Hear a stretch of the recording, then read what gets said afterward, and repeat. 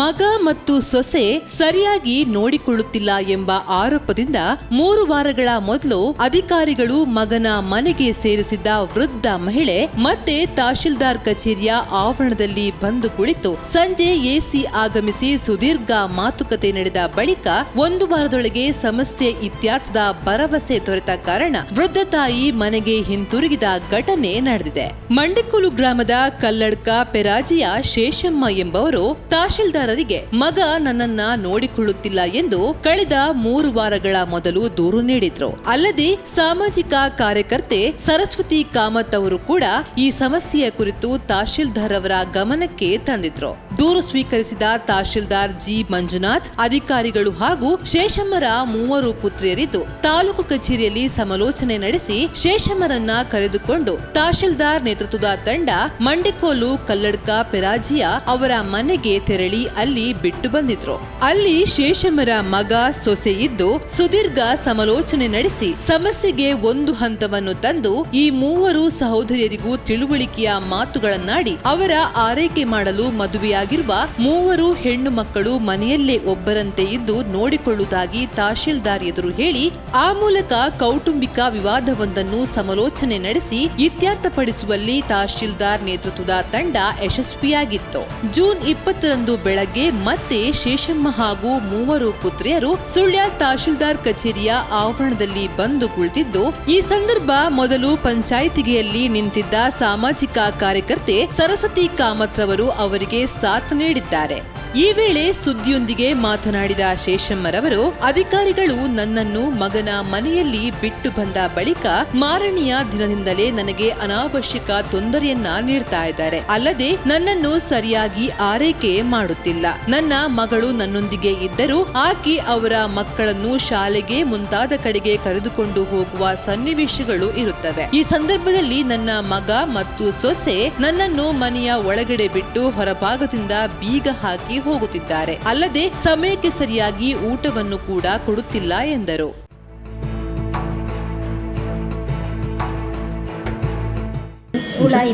ಬೀಗ ಪಾರ್ದು ಹೋಗೋಣ ಎನ್ನ ಮಗಳು 7 ಗಂಟೆ ಬಸ್ಸು ಹೋರಾಗ ಲಕ್ಕತ್ತು ಹೋಪಾಲು ಅಲ್ಲಿ ಎಂಕದಾಯ್ತ ಇಲ್ಲಿಂದ ಬೀಳ್ತು ಹೋಪಾಲು ಏನಿತ್ತು ಅಲ್ಲಿ ಟೀಚಿಂಗ್ ಮಾಡ್ತಾರ ನಿಂತಿಗಲ್ಲು ಹೋಗು ಆತ ಬುರ್ದು ಹೋಯ್ದಿಂದ ಅಲ್ಲಿ ಎತ್ತೇರ ಜಾಲ ನಾವು ಒಂಜಿ ಬಾಲ 7 ವರ್ಷತ್ತವು 2ನೇ ಕ್ಲಾಸ್ ಶಾಲೆ ಹೋಗಿ ಆಯ್ತು ಅನ್ಪಿ ಅಮ್ಮ ಬಾಲ ಎಂಕ ಅಡ್ಗೆ ಮಾಡ್ಕೊಡೋನು ನಾನು ಪಿದಾಳ್ಕೊಡೋನು ಉಂಡು ಅದು ಪೊರ್ತುಗಾಲಿ ಎಷ್ಟೋಡ್ಜ ಎನ್ನಾನೇ ಜಾಕರಿ ಮಾಡ್ತಿಲ್ಲ ಬಾಲೆನ ಜಾಕರಿ ಮಾಡ್ಕೊಡ್ಜ ಬಾಲ ಪಿದಾಳ್ದು ಹೋಪಾಲ ಮುಗುಳು ಲಕ್ಕುನ ಏಪು ಏಳೆಲ ಕಾಲಿಗೆ ಲಕ್ಕನೆ ಎತ್ತು ಬುಕ್ಕ ಏರುಗಳು అయిపోతే ಎಂಕೊಂಡು ಹೊರಪಾದು ಉಂಡಲ್ಲಿ ಇದ್ದಿ ಅತ್ತ ಅಡ್ಗೆ ಇದ್ದಿ ಅವೇ ಬಾಲೆನ ಬಂಗ ಹೊತ್ತು ಬಂದೆ ಎಂಟು ತಾನೇನ ದೀಟ್ಕೊಳಕ್ಕ ಎಂಕು ಬೋಡಕ್ಕೆ ನೀವು ಏತೆ ಜನ ಬಂಗ ಬರ್ಪಾರು ಬೋಡ್ಜಿ ಆಗು ಬೋಡಲ್ಲಿ ಬುಕ್ಕ ಬ್ರೆಡ್ ಬನ್ಸಮ ಅಂತ 3 ಜನ ಹಾಕೊಂಡು ಕೊಡ್ತೀರಿ ಗಂಜಿ ಬೋಡಿ ಅಂತ ಅದೆನ್ನೆಂದು ಇದು ಬೆಚ್ಚ ನೀರು ಪರೋಣಿ ಕುಡಿ ಎಂದು ಬೀಗ ಪಾಡ್ತು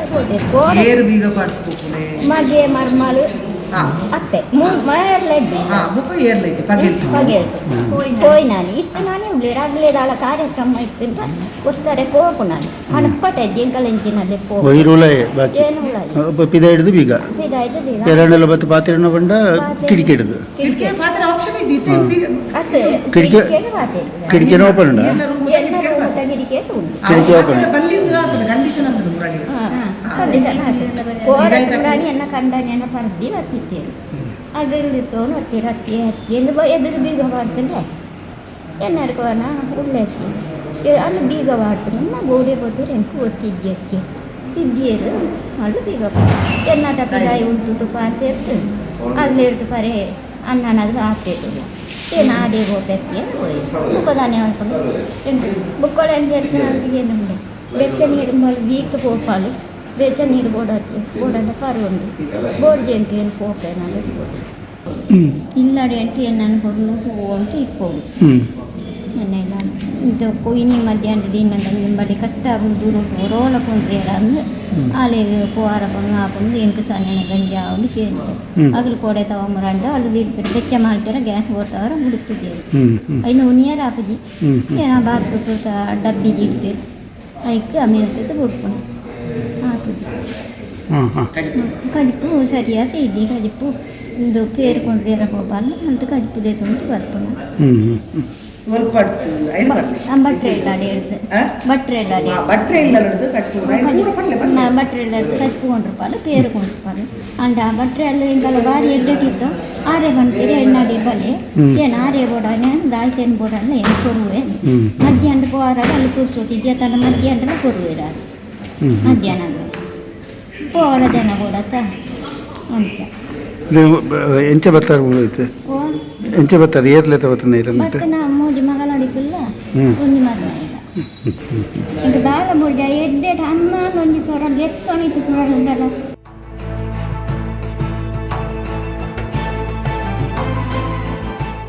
ಈ ಸಂದರ್ಭದಲ್ಲಿ ಶೇಷಮ್ಮರವರ 3 ಪುತ್ರಿಯರು ಮತ್ತು ಓರ್ವ ಅಳಿಯ ಅವರೊಂದಿಗೆ ಕುಳಿತಿದ್ದರು. ಈ ವೇಳೆ ಅಲ್ಲಿದ್ದ ಸರಸ್ವತಿ ಕಾಮತ್ರವರು ಮಾತನಾಡಿ, ಅಧಿಕಾರಿಗಳು ಉತ್ತಮ ರೀತಿಯ ಕೆಲಸ ಕಾರ್ಯಗಳನ್ನು ಮಾಡಿದ್ದಾರೆ, ಆದರೆ ಶೇಷಮ್ಮರವರ ಪುತ್ರ ಮತ್ತು ಮನೆಯವರು ಮತ್ತೆ ಅವರಿಗೆ ಹಿಂಸೆಯನ್ನ ನೀಡುತ್ತಿದ್ದು ಅದರ ಎಲ್ಲಾ ಸಾಕ್ಷ್ಯಗಳು ನನ್ನಲ್ಲಿ ಇವೆ. ಈ ವೃದ್ಧ ತಾಯಿಗೆ ಆಗುತ್ತಿರುವ ಅನ್ಯಾಯವನ್ನ ನೋಡಿ ಸುಮ್ಮನಿರಲು ನನ್ನಿಂದ ಸಾಧ್ಯವಾಗದೆ ಮತ್ತೆ ನಾನು ಅವರ ಪರವಾಗಿ ಅವರಿಗೆ ನ್ಯಾಯ ಕೊಡಿಸಲು ಬಂದಿದ್ದೇನೆ ಎಂದು ಹೇಳಿದ್ರು.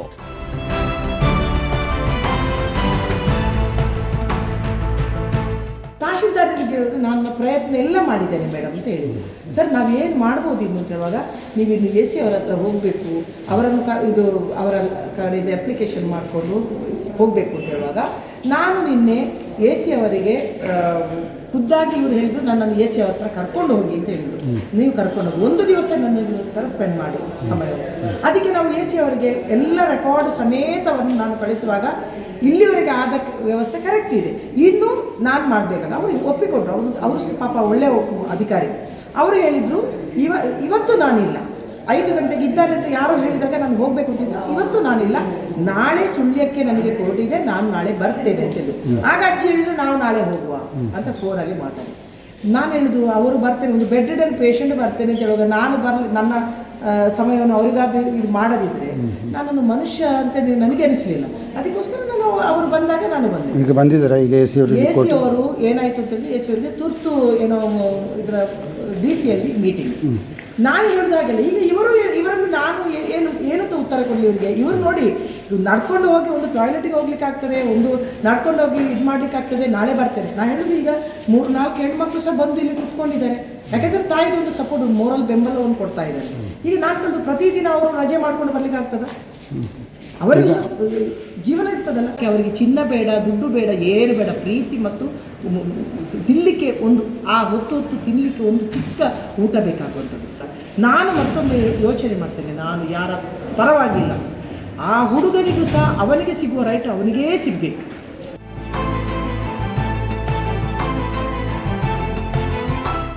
ಬೆಳಗ್ಗೆ 9 ಗಂಟೆಯಿಂದಲೇ ಪ್ರತಿಭಟನೆ ನಡೆಯಿತು. ಸುಳ್ಯ ತಹಶೀಲ್ದಾರ್ ಕಚೇರಿಯಲ್ಲಿ ಇಲ್ಲದ ಕಾರಣ ಅವರು ಮತ್ತು ಸುಳ್ಯಕ್ಕೆ ಬರಲಿರುವ ಎಸಿ ಅವರನ್ನ ಕಾದು ಪ್ರತಿಭಟನಾಕಾರರು ಸಂಜೆಯವರೆಗೆ ಕಾದು ಕುಳಿತಿದ್ರು. ಕೊನೆಗೆ ಸಂಜೆ 5 ಗಂಟೆಯ ವೇಳೆಗೆ ತಹಶೀಲ್ದಾರ್ ಮತ್ತು ಪುತ್ತೂರು ಎಸಿ ಅವರು ಸ್ಥಳಕ್ಕೆ ಬಂದಿದ್ದು ಕೂಡಲೇ ಎಸಿ ಅವರು ವೃದ್ಧ ಮಹಿಳೆ ಮಲಗಿದ್ದ ಸ್ಥಳದಲ್ಲಿ ಪಕ್ಕದಲ್ಲಿ ಕುಳಿತು ಮೊದಲು ಅವರ ಆರೋಗ್ಯವನ್ನ ವಿಚಾರಿಸಿದ್ರು. ಬಳಿಕ ಸ್ಥಳದಲ್ಲಿದ್ದ ತಹಶೀಲ್ದಾರರ ಬಳಿ ಇವರ ಆರೋಗ್ಯದ ಬಗ್ಗೆ ಗಮನ ಕೊಡಲು ವೈದ್ಯಾಧಿಕಾರಿಗಳಿಗೆ ಸೂಚಿಸುವಂತೆ ಸೂಚನೆಯನ್ನ ನೀಡಿ ಬಳಿಕ ಅವರ ಸಮಸ್ಯೆಯ ಬಗ್ಗೆ ವಿಚಾರಿಸಿದ್ರು. ಈ ಸಂದರ್ಭ ಶೇಷಮ್ಮರವರು ಎಸಿ ಅವರೊಂದಿಗೆ ತನ್ನ ನೋವನ್ನ ತಿಳಿಸಿದ್ರು. ಈ ಸಂದರ್ಭ ಅವರ ಜೊತೆಗಿದ್ದ 3 ಪುತ್ರಿಯರು ಮತ್ತು ಸಾಮಾಜಿಕ ಹೋರಾಟಗಾರರಾದ ಸರಸ್ವತಿ ಕಾಮತ್ರವರು ಕೂಡ ಇದಕ್ಕೆ ಧ್ವನಿಗೂಡಿಸಿದ್ರು. ಈ ವೇಳೆ ಅಲ್ಲೇ ನಿಂತಿದ್ದ ಶೇಷಮ್ಮರವರ ಪುತ್ರ ತಾಯಿ ಹಾಗೂ ಸಹೋದರಿಯರ ಆರೋಪವನ್ನ ತಳ್ಳಿ ಹಾಕಿ ಇದೆಲ್ಲ ತಪ್ಪು ಮಾಹಿತಿಯಾಗಿದೆ, ಬೇಕಾದರೆ ನನ್ನಲ್ಲಿ CCTV ಫುಟೇಜ್ ಇದೆ, ಅದರಲ್ಲಿ ತಾವು ವೀಕ್ಷಿಸಿ, ನಾನು ಯಾವುದೇ ರೀತಿಯ ತೊಂದರೆಯನ್ನು ತಾಯಿಗೆ ನೀಡಲಿಲ್ಲ, ಕೇವಲ ಆಸ್ತಿಯ ವಿಷಯಕ್ಕೋಸ್ಕರ ಈ ರೀತಿ ನನ್ನ ಮೇಲೆ ಆರೋಪವನ್ನ ಹೊರಿಸುತ್ತಿದ್ದಾರೆ. ಅಲ್ಲದೆ ನನ್ನ ಸಹೋದರಿಯರು ತಾಯಿಯನ್ನ ನೋಡಿಕೊಳ್ಳಲು ತಿಂಗಳಿಗೆ 20,000 ರೂಪಾಯಿಯನ್ನ ಕೇಳಿದ್ದಾರೆ, ಅದಕ್ಕೆ ನಾನು ಒಪ್ಪಲಿಲ್ಲ ಎಂದು ಈ ರೀತಿ ಸುಮ್ಮನೆ ಆರೋಪ ಮಾಡುತ್ತಿದ್ದಾರೆ ಎಂದು ಹೇಳಿದ್ರು. ಈ ಸಂದರ್ಭ ಎಸಿ ಅವರು ಸ್ಥಳದಲ್ಲಿದ್ದ ತಹಶೀಲ್ದಾರ್ ಮತ್ತು CDPO ಅಧಿಕಾರಿಗಳಿಗೆ ಈ ಘಟನೆಯ ಬಗ್ಗೆ ಸಂಪೂರ್ಣವಾಗಿ ಅವರ ಮನೆಗೆ ತೆರಳಿ ಮಾಹಿತಿ ಕಲೆ ಹಾಕುವಂತೆ ಮತ್ತು ಇದರ ಬಗ್ಗೆ ಪೂರ್ಣವಾದ ವರದಿಯನ್ನು ಅವರಿಗೆ ಕೊಡುವಂತೆ ಸೂಚನೆ ನೀಡಿದ್ರು. ಬಳಿಕ ಸುದೀರ್ಘ ಚರ್ಚೆ ನಡೆದು ಎಸಿ ಮತ್ತು ತಹಶೀಲ್ದಾರ್ ರವರು ಕಚೇರಿಗೆ ತೆರಳಿದ್ರು. ಆದರೆ ಅಧಿಕಾರಿಯವರು ಸರಿಯಾದ ನ್ಯಾಯ ನಮಗೆ ಕೊಡಲಿಲ್ಲ ಎಂದು ಪ್ರತಿಭಟನೆ ನಡೆಸುತ್ತಿದ್ದ ಮನೆಯವರು ಅಲ್ಲಿಂದ ಹೋಗದೆ ಪ್ರತಿಭಟನೆಯನ್ನ ಮುಂದುವರಿಸಿ ಅಲ್ಲೇ ಕುಳಿತರು. ಇದು ರಾತ್ರಿ ಸುಮಾರು 8 ಗಂಟೆ ತನಕ ಮುಂದುವರೆದು ಬಳಿಕ ಅಧಿಕಾರಿಯವರು ಸರಸ್ವತಿ ಕಾಮತ್ ಮತ್ತು ಮನೆಯವರನ್ನ ಕಚೇರಿ ಒಳಗೆ ಕರೆಸಿ ಮತ್ತೆ ಸುದೀರ್ಘ ಮಾತುಕತೆ ನಡೆಸಿ 1 ವಾರದೊಳಗೆ ಸಮಸ್ಯೆಗೆ ಪರಿಹಾರ ಕೊಡಿಸುವ ಭರವಸೆಯನ್ನ ನೀಡಿದ ಬಳಿಕ ಮನೆಯವರು ಪ್ರತಿಭಟನೆಯನ್ನ ಹಿಂಪಡೆದು ಸ್ಥಳದಿಂದ ತೆರಳಿದ್ರು.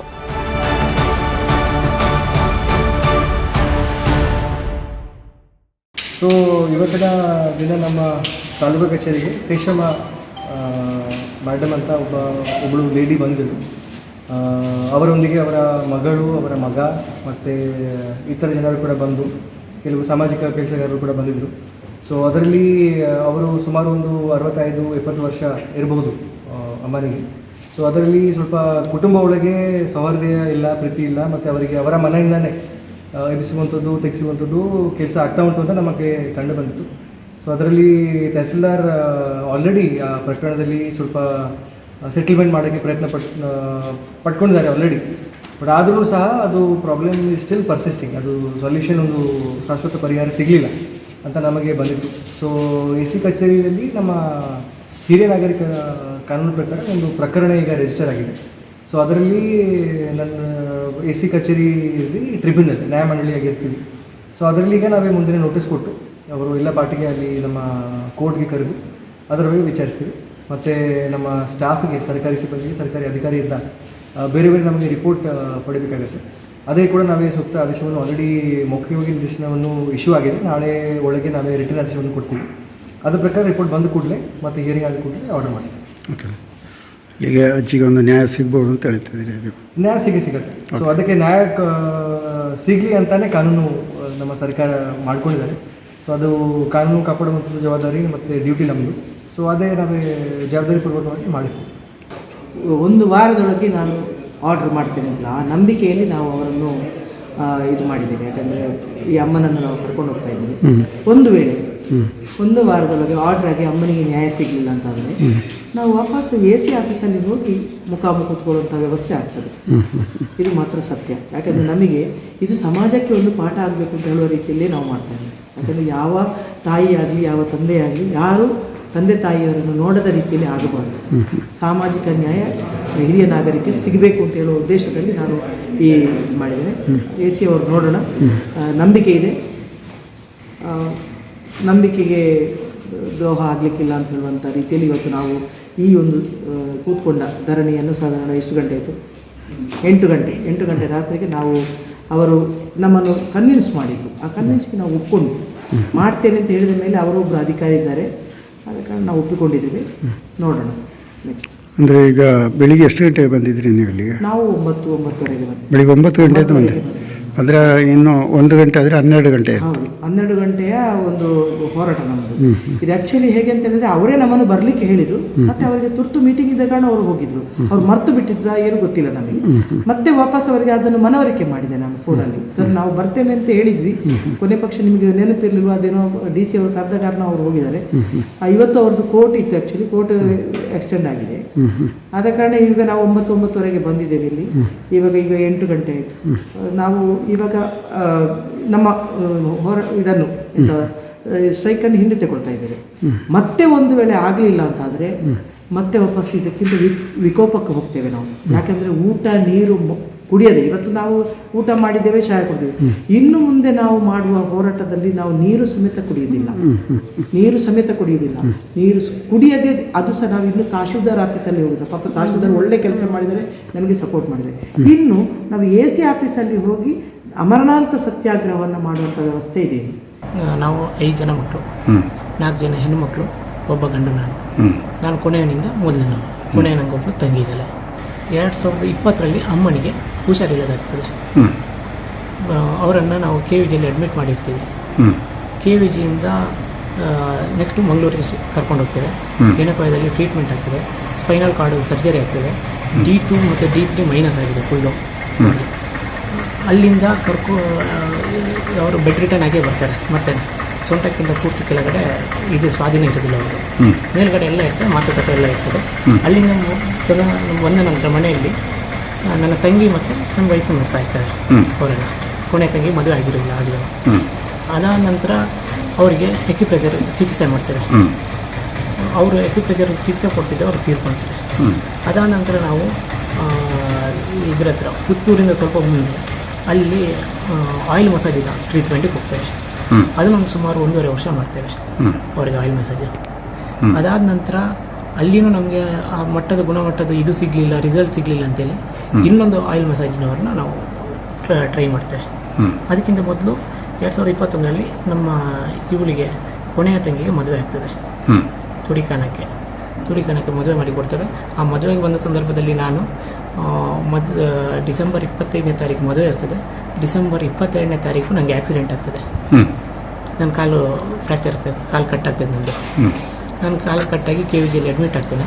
25ನೇ ತಾರೀಕು ತಂಗಿಯ ಮದುವೆ ಇರೋ ಕಾರಣ ನಾನು ನನ್ನ ಸರ್ಜರಿ ಮಾಡದೇನೆ ಡಾಕ್ಟರ್ ಜೊತೆ ಕಂಡೀಷನ್ ಲೆಟ್ರ್ ತೊಗೊಂಡು ನನ್ನ ರಿಸ್ಕ್ ನನಗೆ ಬಿಟ್ಟಿದ್ದು ಅಂತ ತಿಳ್ಕೊಂಡು ಆ್ಯಂಬುಲೆನ್ಸಲ್ಲಿ ಮನೆಯಲ್ಲಿ ಹೋಗಿ ಕೊನೆಯ ತಂಗಿ ಮದುವೆಗೆ ನಾನು ಇರಬೇಕು, ಮನೆಯಲ್ಲಿ ಆದ ಕಾರಣ ಇರಬೇಕು ಅಂತೇಳಿ ನಾನು ಡಿಸ್ಚಾರ್ಜ್ ಹಾಕ್ಕೊಂಡು ಮನೆಯಲ್ಲಿ ಬೆಡ್ಡಲ್ಲೇ ಕೂತ್ಕೊಂಡು ಮದುವೆ ಕಾರ್ಯಕ್ರಮವನ್ನು ಮುಗಿಸ್ಕೊಂಡು ಮದುವೆಯ ಮಾರನೇ ದಿನ ನನ್ನನ್ನು ಆ್ಯಂಬುಲೆನ್ಸಲ್ಲಿ ಮತ್ತೆ ಮಂಗಳೂರಿನ ಏಜ್ ಆಸ್ಪತ್ರೆಗೆ ಕರ್ಕೊಂಡು ಹೋಗಿ ನನ್ನನ್ನು ಹೌದು ಏಜ್ ಹಾಸ್ಪಿಟಲ್ಗೆ ಹೋಗಿ ನಾನು ಟ್ರೀಟ್ಮೆಂಟಿಗೆ ಹೋಗ್ತೇನೆ. ಟ್ರೀಟ್ಮೆಂಟ್ ಮುಗಿಸ್ಕೊಂಡು 1 ತಿಂಗಳು ನಾನು ಏಜ್ ಹಾಸ್ಪಿಟಲಲ್ಲೇ ಇರ್ತೇನೆ. ಏಜ್ ಹಾಸ್ಪಿಟಲ್ ಮುಗಿಸ್ಕೊಂಡು ಬಂದ ನಂತರ ನಾನು ಅಮ್ಮನಿಗೆ ಇನ್ನೊಂದು ಚಿಕಿತ್ಸೆ ಇದನ್ನು ಮಾಡ್ತೇನೆ. ಯಾರೋ ನನಗೆ ಹೇಳಿದರು, ಇದೊಂದು ಇಲ್ಲಿ ಕೊಲ್ಲಮೊಗ್ಗದವರು ಸ್ವಲ್ಪ ಚೆನ್ನಾಗಿ ಮಸಾಜ್ ಯೂಸ್ ಮಾಡ್ತಾರೆ, ತುಂಬ ರಿಕವರಿ ಆದ ಇದಿದೆ ಅಂತ. ಅವರನ್ನು ವಾರಕ್ಕೆ 2 ರಿಂದ 3 ಸಲ ಬಂದು ಹೋಗುವವರು ಅವರು. ಅವರ ಚಿಕಿತ್ಸೆಯನ್ನು 2 ತಿಂಗಳು ಮಾಡ್ತೇವೆ ನಾವು. ಇದಾದ ನಂತರ ನಮ್ಮ ಮನೆಯಲ್ಲಿ ದೊಡ್ಡಕ್ಕ ಬರ್ತಾಳೆ ಒಂದು ದಿನ. ಅಮ್ಮನನ್ನು 3 ದಿನ ನನ್ನ ಮನೆಗೆ ಕರ್ಕೊಂಡು ಹೋಗ್ತೇನೆ ಅಂತ ಕೇಳಿ ಹೋಗ್ತಾಳೆ. ನಾನು ಇರೋದಿಲ್ಲ, ನನ್ನ ಪತ್ನಿ ಜೊತೆ ಹೇಳ್ತಾಳೆ. ಅಕ್ಟೋಬರ್ 8ನೇ ತಾರೀಕು 2022ರಲ್ಲಿ ಅಕ್ಕ ಕರ್ಕೊಂಡು ಹೋಗ್ತಾಳೆ ಅಮ್ಮನನ್ನು. ಮಂಡ್ಯಕೋಣ ಮನೆಗೆ ಕರ್ಕೊಂಡು ಹೋಗ್ತಾಳೆ. 3 ದಿನ ಕಳಿಸ್ತೇನೆ ಅಂತ ಹೇಳಿದವರು ಸುಮಾರು ತಿಂಗಳಾದ್ರೂ ನಮ್ಮನ್ನು ನಮ್ಮ ಮನೆಗೆ ಕಳಿಸೋದಿಲ್ಲ ಅವರು. ಅಷ್ಟೊತ್ತಿಗೆ ಅಲ್ಲೆಲ್ಲ ಊರವರೊಟ್ಟಿಗೆ ಏನು ಹೇಳಿದ್ರು ಅಂತಂದರೆ ಸೊಸೆ ಮತ್ತು ಮಕ್ಕಳು ನೋಡ್ಕೊಳ್ತಾ ಇಲ್ಲ ಇವರನ್ನು ಅಂತ. ಆ ಸಂದರ್ಭದಲ್ಲಿ 1-2 ಸಲ ಅಕ್ಕ ನನಗೆ ಫೋನ್ ಮಾಡ್ತಾಳೆ, ಅಮ್ಮನಿಗೆ ನಿನ್ನ ನೋಡಬೇಕಂತೆ ಬರಬೇಕು ಅಂತ. ನಾನು ಹೇಳಿದೆ, ನಿಮ್ಮ ಮನೆಗೆ ನಾನು ಬರೋದಿಲ್ಲ, ನಮ್ಮ ಮನೆಗೆ ಕರ್ಕೊಂಡು ಬನ್ನಿ, ನಾನು ಅಮ್ಮನ ಜೊತೆ ಮಾತಾಡ್ತೇನೆ ಅಂತ ನಾನು ಹೇಳಿದ್ದೇನೆ. ಅದಾದ ನಂತರ ನಮ್ಮ ತರವಾಡಿಯಲ್ಲಿ ಇದಾಗ್ತದೆ, ಭೂತದೈವದ ಇದಾಗ್ತದೆ. ಅಲ್ಲಿಗೆ ಬಂದು ನಮ್ಮ ಧರ್ಮದೈವದ ಜೊತೆ ಸೌಮ್ಯ ಕಂಪ್ಲೇಂಟ್ ಮಾಡ್ತಾರೆ. ಎರಡನೇ ಅಕ್ಕ ಮಗ ಇವಳನ್ನ ನೋಡಿಕೊಳ್ತಾ ಇಲ್ಲ ಅಂತ, ಅಮ್ಮನನ್ನು ನೋಡಿಕೊಳ್ತಾ ಇಲ್ಲ ಅಂತೇಳಿ ಕಂಪ್ಲೇಂಟ್ ಮಾಡ್ತಾರೆ. ಆ ಧರ್ಮದೈವ ಒಂದು ಮಾತು ಹೇಳ್ತದೆ, ಕುಟುಂಬದ ಹಿರಿಯರನ್ನ ಕರ್ಕೊಂಡು ಈ ಸಮಸ್ಯೆಯನ್ನು ಶೀಘ್ರವೇ ಬರುವ ಸಂಕ್ರಮಣದಷ್ಟು ಕೂತ್ಕೊಂಡು ನೀವು ಮಾತಾಡಿ ಬಗೆಹರಿಸಬೇಕು ಅಂತ ಹೇಳ್ತಾರೆ. ಅದ ನಂತರ ನೆಕ್ಸ್ಟು ಸಂಕ್ರಮಣದ ಹೊತ್ತು ಎಲ್ಲರೂ ಹೋಗ್ತೇವೆ ನಾವು ತರವಾಡಿನವರ ಎಲ್ಲ ಕುಟುಂಬದ ಪ್ರಮುಖರ ಜೊತೆ ಕೂತ್ಕೊಂಡು ಮಾತಾಡಿ. ತರವಾಡಿಯಲ್ಲಿ ಚೆನ್ನಂಬುಲಿ ಅಂದರೆ ದೊಡ್ಡ ತೋಟ ಅಲ್ಲ ದೇನಂಪಾಡಿ ಚೆನ್ನಂಬುಲಿ. ಅಲ್ಲಿ ಎಲ್ಲರೂ ಮಾತಾಡ್ತಾರೆ. ಅಲ್ಲಿ ಏನೇನು ಸಮಸ್ಯೆಗಳಾಗಿತ್ತು, ಹಿಂದೆ ಏನಕ್ಕೆ ವ್ಯತ್ಯಾಸಗಳಾಯಿತು ಅಂತ ಅನ್ನೋದೆಲ್ಲ ಪೂರ್ತಿ ಚರ್ಚೆ ಆದ ನಂತರ ಇನ್ಮೇಲೆ ಅಮ್ಮ ನಮ್ಮ ಮನೆಯಲ್ಲಿ ಇರ್ತಾರೆ ಅಂತ ಹೇಳುವಂಥದ್ದು ಆಯಿತು, ನಾವೇ ನೋಡ್ಕೊಳ್ತೇವೆ ಅಂತ ಹೇಳುವಂಥದ್ದು ಆಯಿತು. ಅಮ್ಮ ನಮ್ಮ ಮನೆಗೆ ಬರ್ತಾರೆ. ಅಲ್ಲಿಂದ ಅಮ್ಮ ಬಂದ ನಂತರ ನಾವು ಅವ್ರದ್ದು ಸ್ನಾನ ಅದೆಲ್ಲನೂ ಮತ್ತೆ ನನ್ನ ವೈಫುದೇ ಸ್ಟಾರ್ಟ್ ಆಗ್ತದೆ.